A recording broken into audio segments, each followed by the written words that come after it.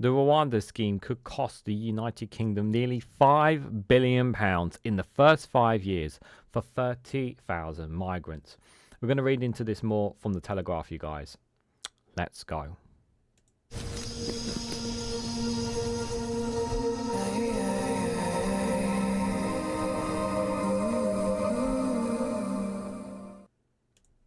Good morning, good afternoon, good evening, wherever you are in the world. This is Reganelite here with an article from the Telegraph with the headline of the Rwanda scheme could cost the UK nearly £5 billion in the first 5 years for 30,000 migrants. The leaked Home Office documents reveal agreements is designed to incentivise the country to take higher volumes of asylum seekers. Guys, while you're here, make sure you hit the like button and share this across social media so others are notified of this video. Now, I know that I have quite a vast amount of subscribers and followers here on my channel who are very much voters of reform and are very much against any and all kind of immigration whatsoever, but I don't see many of them commenting in favor of this Rwanda scheme. And I would like to put to them, those who have been subscribers here, I want to put them on the spot here and say that would you happily pay £5 billion in the first 5 years for 30,000 migrants? Because my simple answer would be no. Because I could give you guys a number of reasons. And literally, I've already talked about Rwanda and the damages that it caused, but I'll regurgitate some of the things that I've already said just to remind some people. Obviously, this is a policy that won't work. This is a policy that will not stop the boats. This is a policy that is inhumane. Rwanda is not a safe country. It is being deemed an unsafe country, and we've even taken refugees from Rwanda to the UK as well. Now, the fact that the taxpayers has already paid so much money, and I actually explicitly talked about this in another video. I wasn't sure what the costs, how bad the cost would be. Well, I think it was like half a billion, but we're talking about nearly £5 billion in the first 5 years. If say hypothetically, the Conservatives were to get this going, and Labour were to carry it on, I'm pretty confident that incoming Labour government, if it's likely, will not continue this policy. But Labour have been known for certain U-turns and whatnot, so we have to bear that in mind with them. I don't think they would, and I don't think Yvette Cooper, the Shadow Home Secretary, I don't think she's in favour of this policy in any way, shape or form, for honest guy. Whenever she's had those debates in Parliament, she's never come across to me as someone who's actually in favour of this policy and thinks that it will make the massive difference. I don't see, at the moment, I just cannot see Labour continuing this policy. And still, we don't know who's going to be flying it out as well. But just this headline itself, like how much it's going to cost, £5 billion. Again, ask yourself, just think of that £5 billion, guys. Think of where that money could go. Think of the difference it could make to people's lives. Remember, the Conservative government have always said that they don't have any money, that there is no magic money tree. Well, they've magically found £5 billion for this Rwanda, £5 billion of what it could cost in the first 5 years if it was to go ahead. So when politicians tell you that there's no money, and they all of a sudden find money for something that's completely unhelpful and no good to you, you know they're lying to you. So let's read a bit into this, you guys. So Rwanda is ready to take more than 30,000 asylum seekers in the first 5 years of the deportation scheme at a potential cost to the UK of nearly £5 billion, a leaked document showed.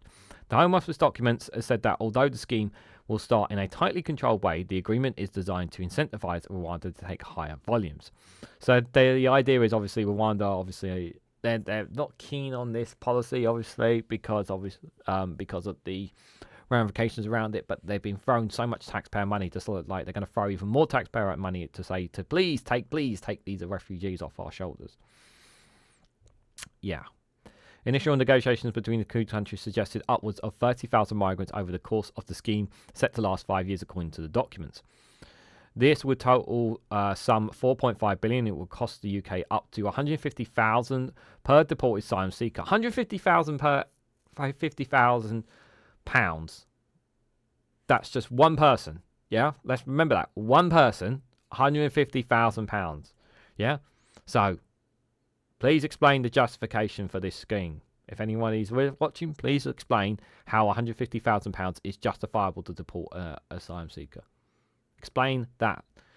Why it should cost £150,000 of our taxpayer money. Why should it cost our taxpayer money £150,000? Explain that to me, please. According to the Home Office of figures supplied by the National Audit Office.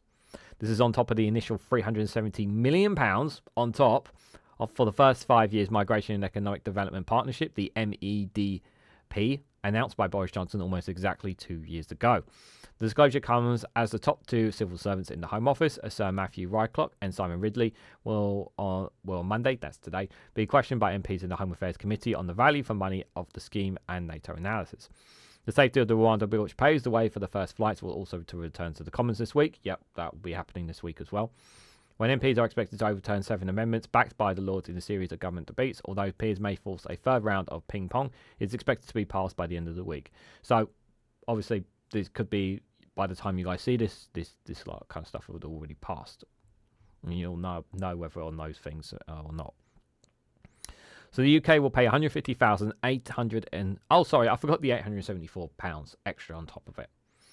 Announcing the Rwanda scheme in April 2022, Mr Johnson pledged tens of thousands of migrants would be deported to Rwanda, while the Central African state has consistently maintained that the scheme is uncapped. However, there has never been an official total figure for migrants for the first 5 years of Migration and Economic Development Partnership, the MEDP. The Home Office document and annexed to a report from ministers on deportation plans, plus dating from last year's states. The MEDP is uncapped, an initial negotiation with the GOR, that's the government of Rwanda. We talked in terms of upwards of 30,000 relocations over the first 5 years agreement. Structure of the funding agreement also incentivizes GOR to take higher volumes. On Sunday night, sources said that the 30,000 remained a valid target, although Labour has pledged to scrap the Rwanda scheme if it wins the next election, even if the scheme proves successful. Rishi Sunak has already signed to pay £370 million over 5 years to Rwanda, even if no migrant is deported. Now, why would you do that? According to the NAO, it revealed that the UK will also pay £150,000 per migrant for the first 5 years, processing an integration package including housing, food, education, and medical services. This will cost some £4.5 billion if 30,000 migrants are deported. This is infuriating here. Yeah. So Rishi Sunak is going to pay initially £370 million, even if no migrant is deported.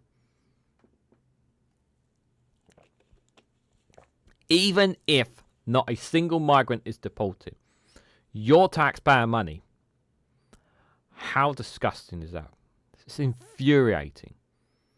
It's absolutely infuriating. £370 million of taxpayer money going to be given to Rwanda, even if no migrants deported. Just couldn't make it up, could you? Ministers argue that if successful, the Rwanda scheme will act as a deterrent. Again, it won't stop the boats. It will act as a deterrent. That's the key thing here. And could significantly reduce the current $5.6 billion annual cost of asylum support, resettling and housing, which includes hotels. So here, voters are sceptical of the Rwanda plan to reduce small boats. What's this?